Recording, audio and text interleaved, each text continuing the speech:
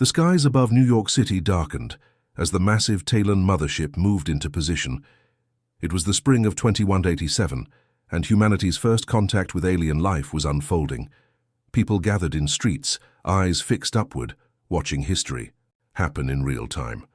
Some cheered, others prayed, but most stood in stunned silence. The Talon collective had traveled across 17 star systems to reach Earth.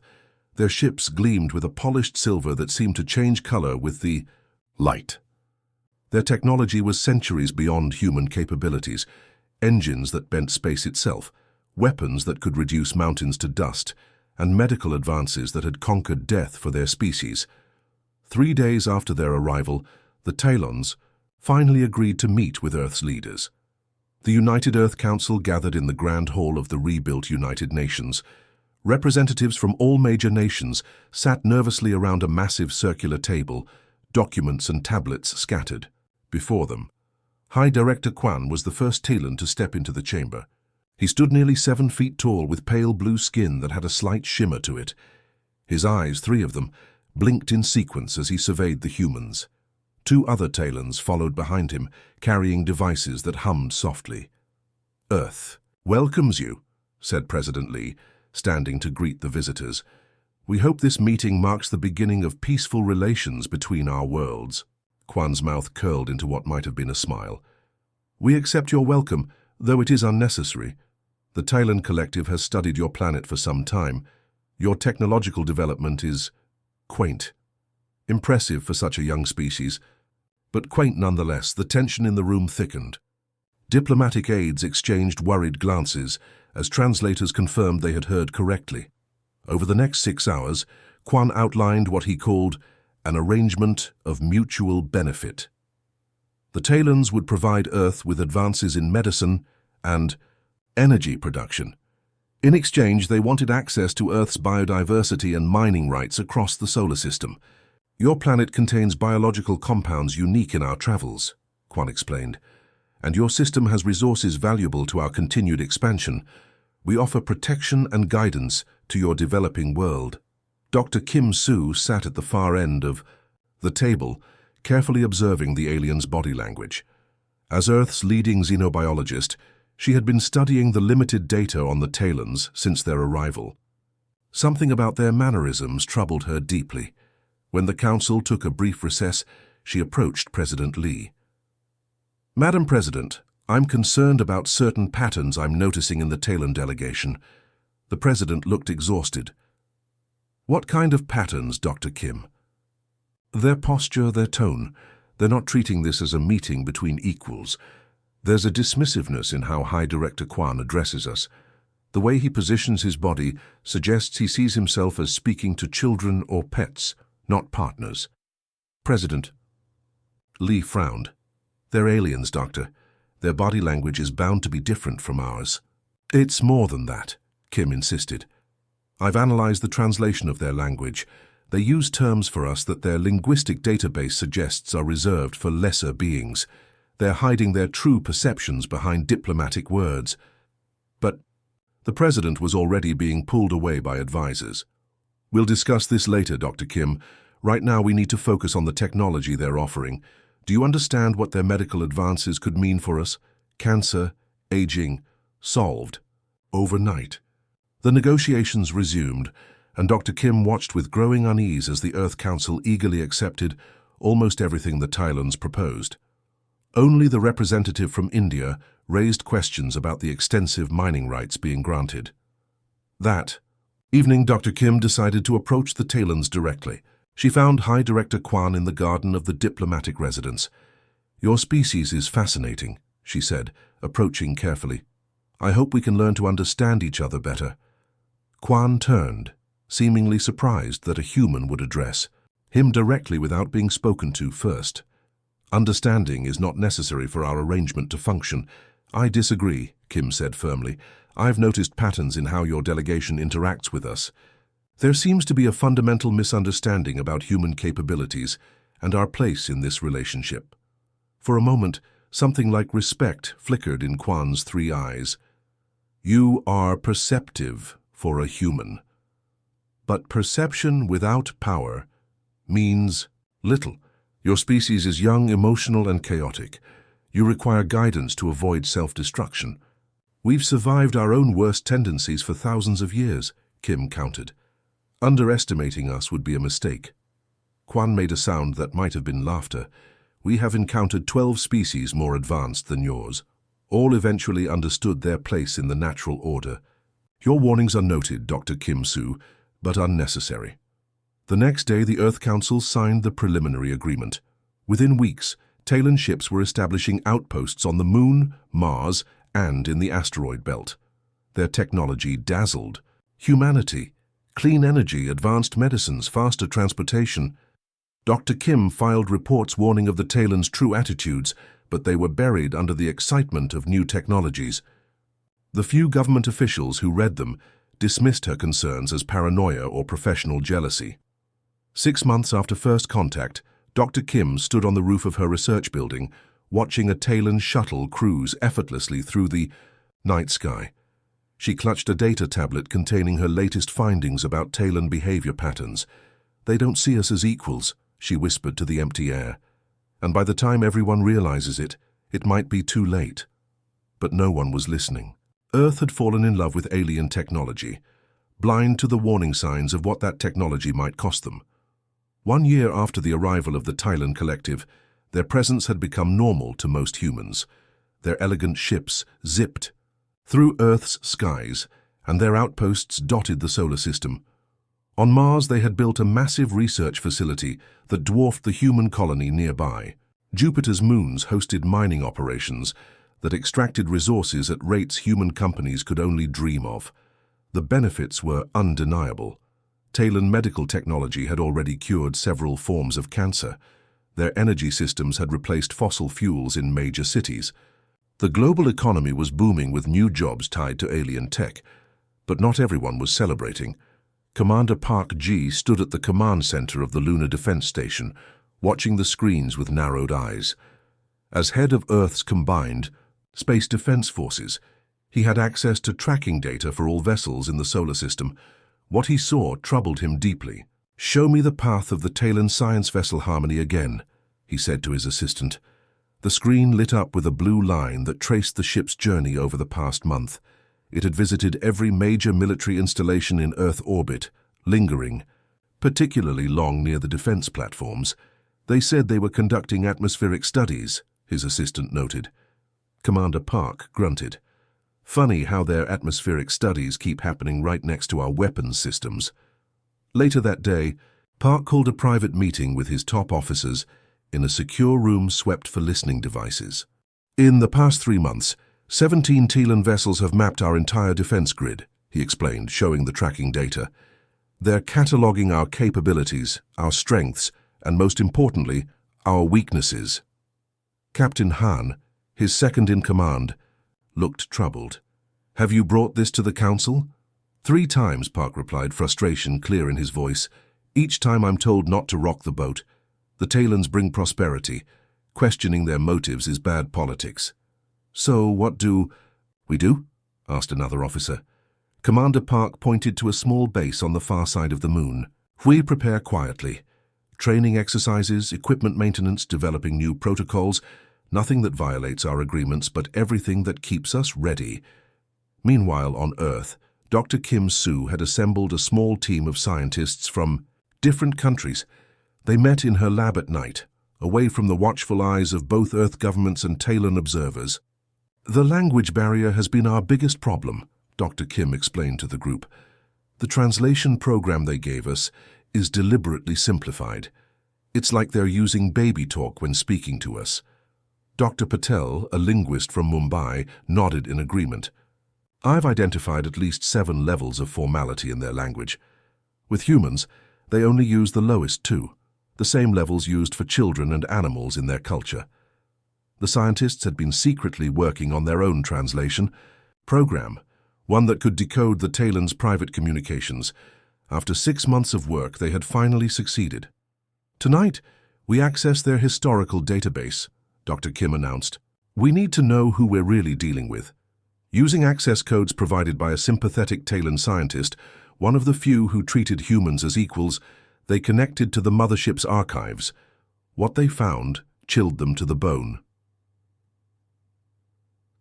The Talon Collective had existed for over 10,000 years. In that time, they had encountered 12 other spacefaring civilizations. None of those civilizations existed anymore, at least not as independent entities. Dr. Wong, an historian, scrolled through the records with growing horror. The Centauri, the Drex, the Novan Federation, all gone. Some were absorbed into the collective, others were simply eliminated. Look at this pattern, Dr. Kim pointed to the screen. First contact, technological exchange, resource agreements, establishment of outposts, military assessment, then either submission or conflict. We're at stage 4, Dr. Patel whispered, military assessment. The next morning, Dr. Kim and Commander Park met privately in a small cafe in Seoul. Though they had never worked together before, their separate investigations had led them to reach out to each other.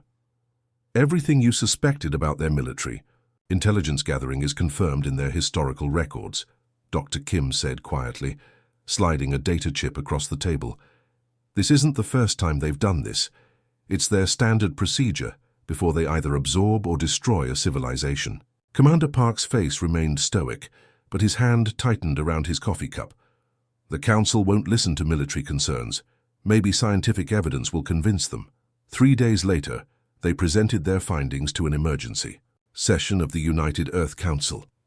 The room was tense as Dr. Kim showed the historical patterns and Commander Park outlined the current military surveillance. When they finished, the chamber fell silent. Finally, President Lee spoke. These are serious allegations against a partner who has brought us nothing but advancement and prosperity. Before anyone could respond, the doors opened and High Director Kwan entered with 2 Talon guards.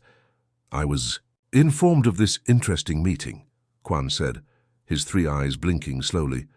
It seems some among you harbor suspicions about our intentions. Dr. Kim stepped forward. We've accessed your historical records, Director Kwan. We know what happened to the 12 civilizations that came before us. For a moment, something like anger flashed across Kwan's features. Then his expression smoothed into what humans had come to recognize as a smile. Dr. Kim, you continue to impress with your persistence, if not your wisdom. Yes, we have encountered other species in our long history.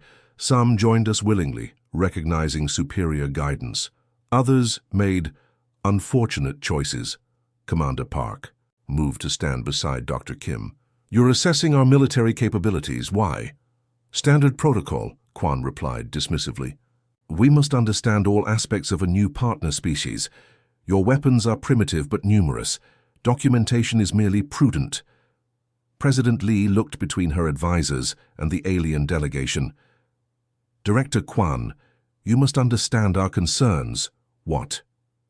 I understand, Kwan interrupted, is that humans, like many young species, are prone to paranoia and fear of the unknown. It is why you need guidance. He turned to address the entire council.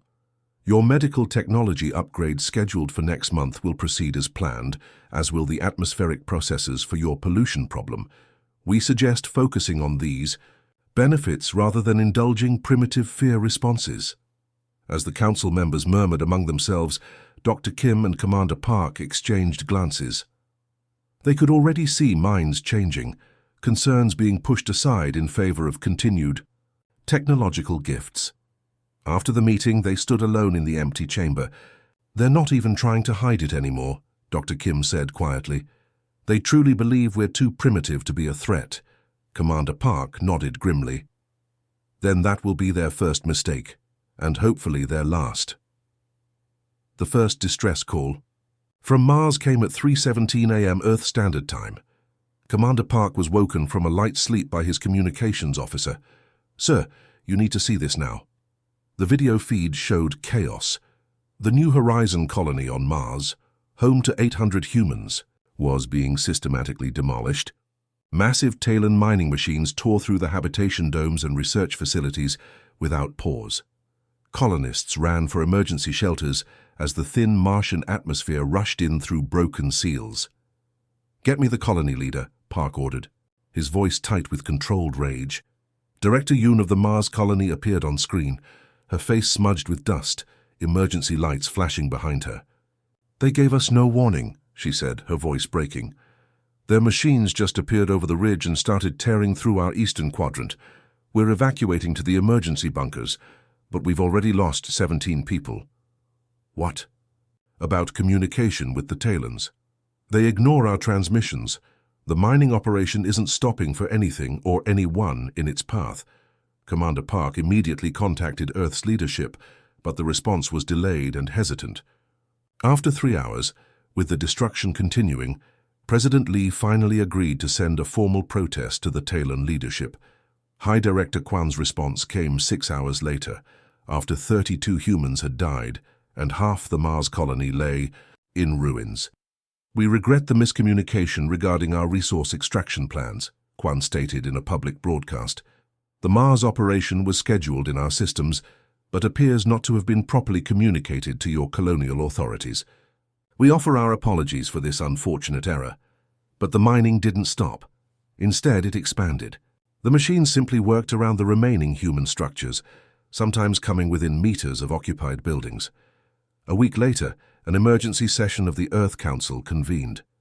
Dr. Kim and Commander Park stood before the world's leaders once again. This isn't a miscommunication, Commander Park said firmly. This is a deliberate test of our resolve. The Talons are watching how we respond to this direct violation of our territory. Dr. Kim stepped forward with new evidence. We've analyzed the mining operation. They're not extracting rare materials or anything particularly valuable. They could get the same minerals from 100 other locations on Mars that don't have human colonies. They chose this spot deliberately. The council chamber erupted in debate. Some nations called for immediate military response, others counseled patience, and a growing faction, nations that had benefited most from Talon technology, urged acceptance of the apology. We cannot risk the medical advances they've promised, said the representative from Brazil. The cure for Alzheimer's disease is scheduled for release next month. Are we willing to sacrifice millions of patients for a colony of 800? If we allow this violation, there will be others, Commander Park argued. Today it's Mars. Tomorrow it could be Earth itself. The debate raged for hours, but in the end, the Council voted to accept the Talon apology and request, not demand, that future mining operations be coordinated with human authorities. After the session, Dr. Kim found Commander Park staring out a window at the Talon mothership, hovering above the city. They've won again, he said quietly. Not yet, Dr. Kim replied. There's something you need to see. That night she took him to a hidden facility beneath an old manufacturing plant. Inside he found something unexpected. 30 engineers and scientists working on disassembled pieces of Talon technology. Dr. Cho, the lead engineer, greeted them at the entrance. Welcome to Project Prometheus, Commander. What am I looking at? Park asked, staring at the organized chaos of parts and diagrams covering every surface. The future of human independence, Dr. Kim answered. For the past 8 months, we've been collecting and reverse engineering every piece of Talon technology we could get our hands on. Dr. Cho guided them through the facility. Their technology is advanced, but not incomprehensible. They use principles of physics we're familiar with, just applied in ways we hadn't considered. And they've become careless, added another engineer. They leave equipment unguarded because they don't consider us capable of understanding it. Commander Park examined a partially assembled device. What is this? Their shield technology, Dr. Cho explained. We've managed to replicate it on a small scale.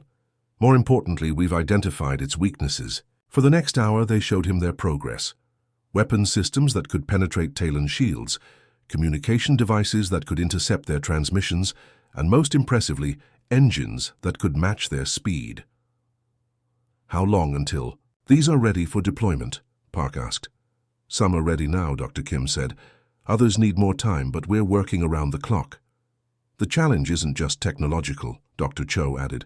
It's keeping this operation secret from both the Talons and our own government. Not everyone in power can be trusted. Commander Park nodded grimly. After today's council meeting, that's clear enough. 2 days later, the situation escalated further. The Talons announced they were establishing a security zone around Earth, restricting human space travel beyond lunar orbit without Talon approval. President Lee called Commander Park to her office. "They say it's for our protection," she said, looking exhausted. "Protection from what, they won't say." "It's a cage," Park replied bluntly. "They're limiting our movement while they position their forces." The president sighed. "Half my advisors say you're a paranoid warmonger. The other half say you're our only hope. The truth is, I don't know who to believe anymore." "Believe the evidence," Park urged. "Everything they've done follows the pattern. From their historical records. They did the same thing to 12 other civilizations before us. Before the president could respond, her aide rushed in. "Madam President, we're detecting massive energy signatures in orbit. 27 Talon. Warships just appeared around Earth." Park's communication device buzzed. The message was brief.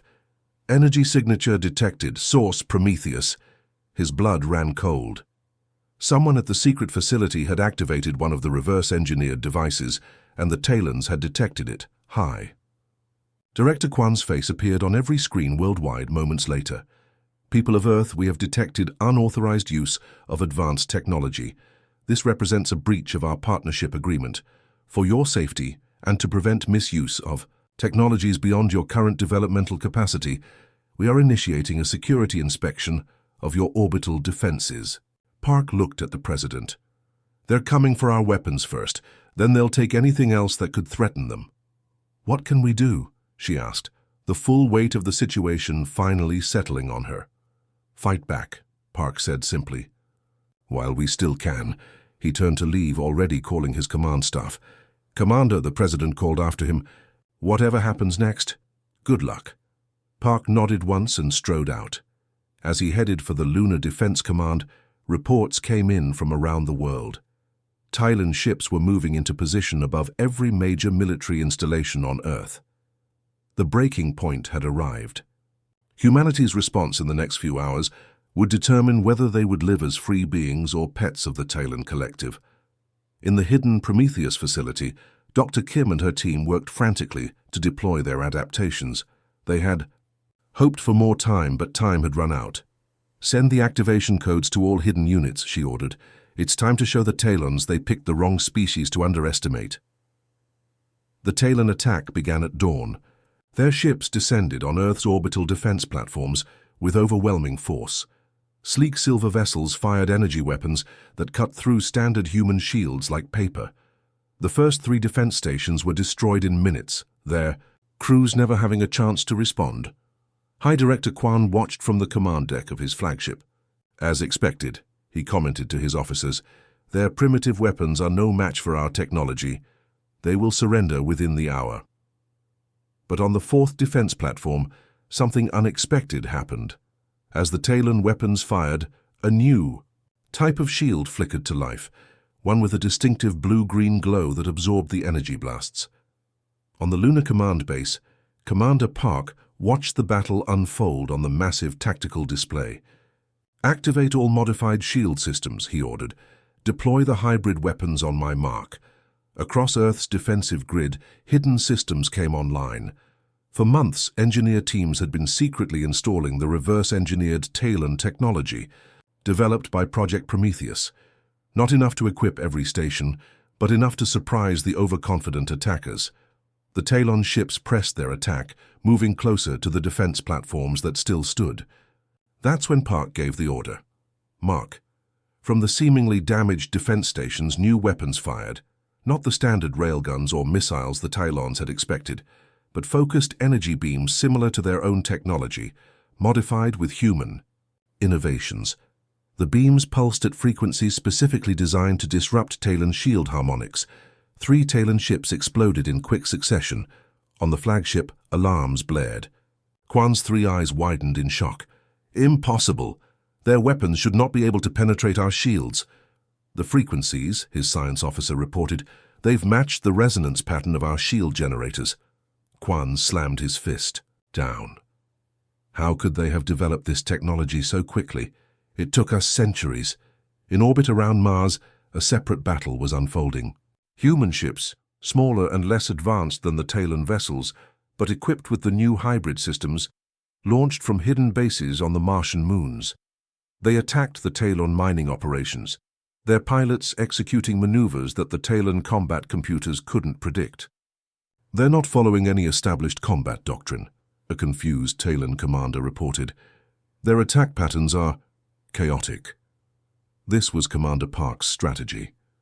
Knowing the Talons relied heavily on computational prediction of enemy movements, he had instructed his pilots to fly on instinct, to be unpredictable, to change tactics mid-battle.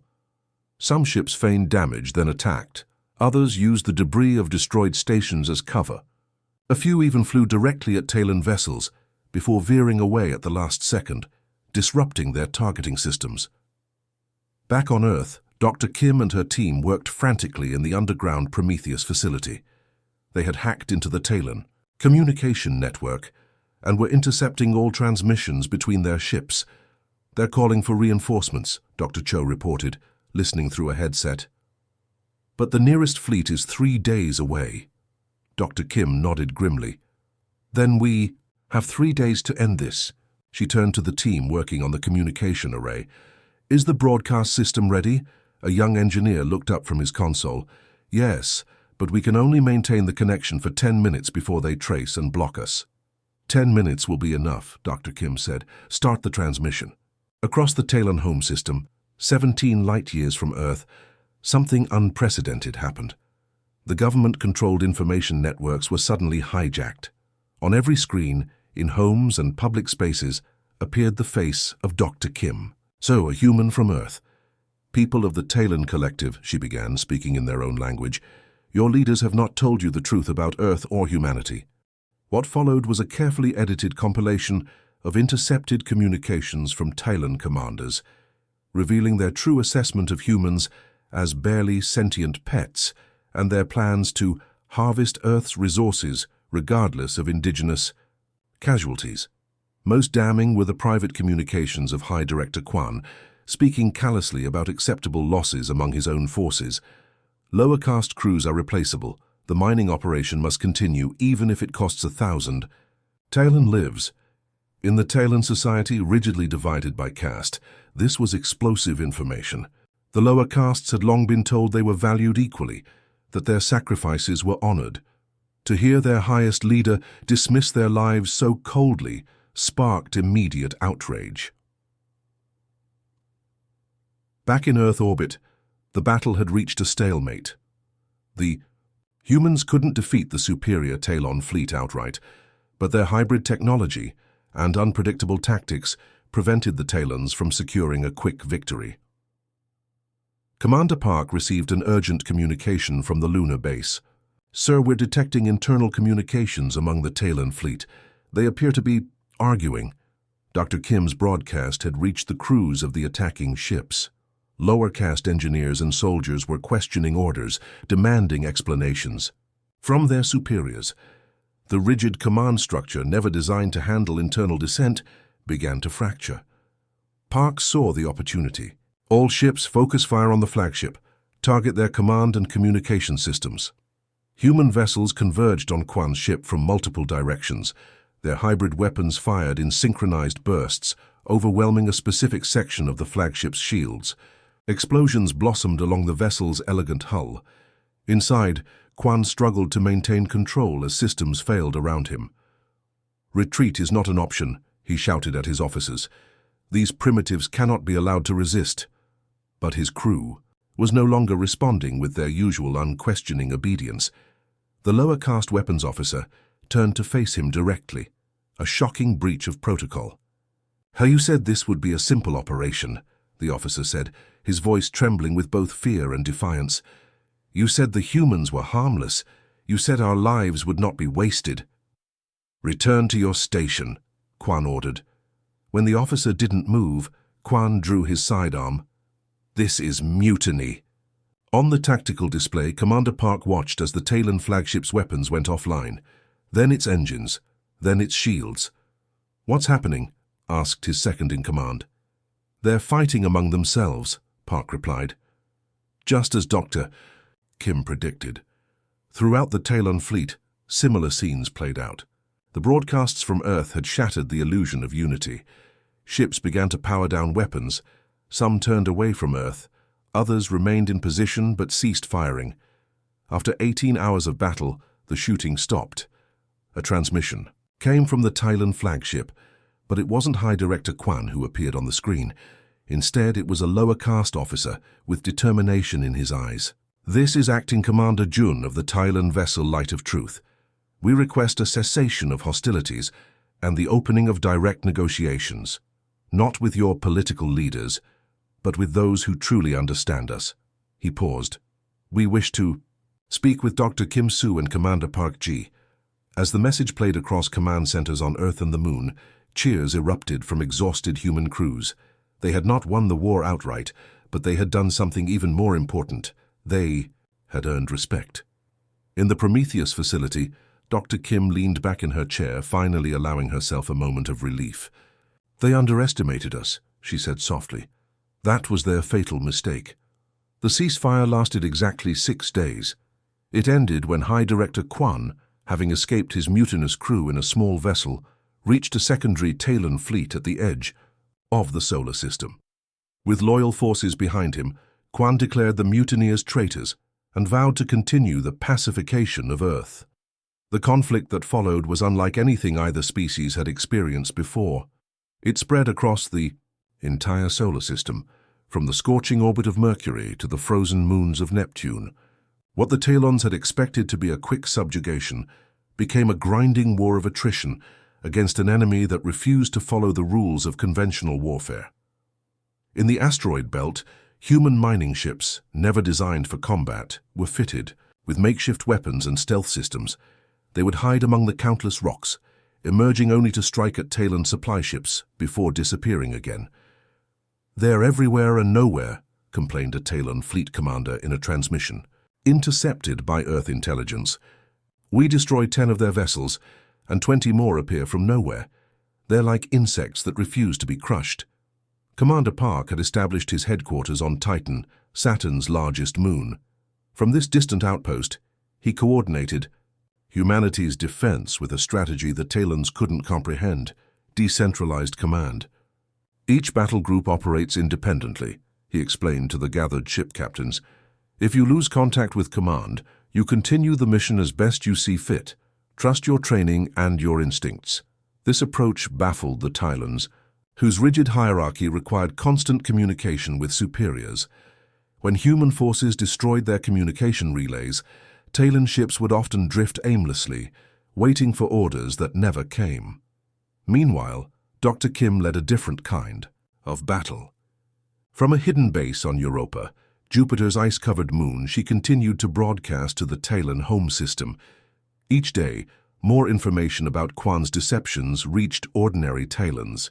Each day, the unrest among the lower castes grew. "Your leaders told you humans are primitive," she broadcast. "Yet we fight with your own technology, improved by our innovations. They told you we are violent by nature, yet we offer peace to those who mutiny against Kwan. They told you we lack the sophistication to understand your society, yet we speak to you now in your own language, addressing the inequalities your leaders deny exist." The war entered its second month with humanity still holding its ground, but at a terrible cost. Millions had died when Talon forces bombarded Earth's major cities. The survivors had retreated to underground shelters or remote areas. Yet from these hiding places, human engineers continued to improve their hybrid technology. Dr. Cho, working from a subterranean lab beneath the ruins of Seoul, made the breakthrough that would change everything. "It's not just about copying their technology," he explained to Dr. Kim over a secure channel. "It's about combining it with human approaches they've never considered." His team had developed a new kind of weapon, one that didn't destroy Talon ships, but instead disabled their central computers with a virus that exploited their rigid programming. The first test came at the Battle of Ceres, where 3 small human ships faced a Talon battle group of 15 vessels. The human ships fired what appeared to be standard energy weapons. The Talon shields absorbed the blasts easily, but hidden within the energy signature was a complex code that infiltrated their systems. One by one, the Talon ships lost control, their computers locked in endless logic loops. News of the victory spread across human forces. "The giants have a glass jaw," became a common saying among fighters. More virus weapons were deployed, forcing the Talons to isolate their ship's systems, making coordination even more difficult. Then came the counterattack. Using the improved engines developed by Project Prometheus, a human fleet jumped beyond the solar system, striking at Talon's supply bases in nearby star systems. These weren't devastating attacks. Humanity still lacked the numbers for that. But they shocked the Talon High Command, who had never imagined humans could reach so far. "They've stolen our technology," Quan raged to his generals. "They must be eradicated before they surpass us." But it was too late. Dr. Kim's broadcasts had reached critical mass.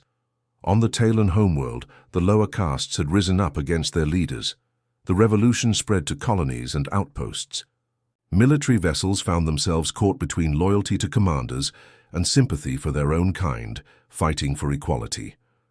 As the third month of war began, a massive Talon force gathered at the edge of the solar system. Quan's last, desperate, attempt to crush human resistance. 100 ships, the largest fleet ever assembled, prepared to attack Earth directly. Commander Park called all his forces back to defend their homeworld. It would be the decisive battle, and despite their successes, humans remained outnumbered. The defenders gathered in Earth orbit, a mixed fleet of military vessels and converted civilian ships, all equipped with the best hybrid technology available. The two fleets faced each other across the void, the entire war hanging in the balance. Then something unprecedented happened. As Quan gave the order to attack, a third force appeared. 20 Talon ships, led by Acting Commander June, placed themselves between the opposing fleets. "This ends now," June transmitted to both sides. "Too many have died for one leader's pride." More mutinous ships joined June's position, then more. Soon, Quan's force had been cut in half. Seeing his advantage disappearing, Quan ordered an immediate attack. But as his loyal ships moved forward, they found their systems failing. The virus weapon had been planted in their computers weeks earlier, waiting for this moment. In the chaos that followed, a small human vessel slipped through the Talon formation. It carried a single passenger, Dr. Kim Soo. She had requested this mission personally, understanding that ending the war required more than military victory. Her ship docked with Quan's command vessel. Security footage later recovered showed her walking calmly through the corridors, past confused Talon crew members who had never seen a human in person before. She found Quan in his private chamber, preparing an escape pod. "It's over," she told him simply. Quan turned, his three eyes blinking rapidly in what humans had learned was a sign of extreme stress. "You've destroyed everything," he hissed. "No," Dr. Kim replied. "Your arrogance did that. You could have truly been our partners, but you chose to be conquerors instead. We are superior," Quan insisted, his voice rising. 12 civilizations before you recognize this fact. "And yet here we stand," Dr. Kim said.